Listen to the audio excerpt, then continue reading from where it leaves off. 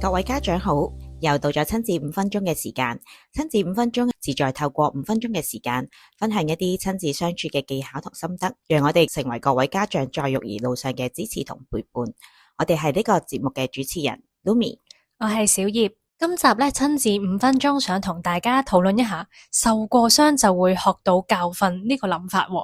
唔知有幾多家長會認為小朋友喺教育嘅過程入邊覺得內疚啦、羞愧啦或者驚等等呢？咁小朋友就會知道下次唔好再做啦，知道咁樣就係唔啱或者係啱嘅做法。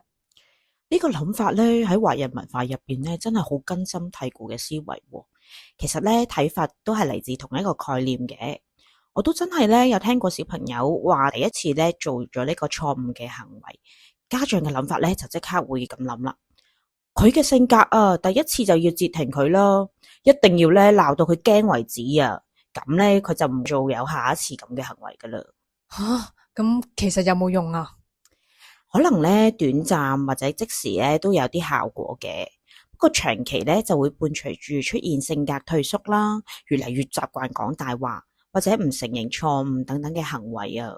哇，咁睇嚟好嘅教養方式真係要諗長遠啲，諗啲有效嘅方法先得。咁其實咧正向教養嘅概念入邊咧，受過傷就學到教訓，呢個係個好瘋狂嘅諗法嚟噶。即係一嚟會伴隨住好多負面嘅學習經驗啦，二嚟咧都會影響住親子關係同埋溝通嘅模式啊。所以咧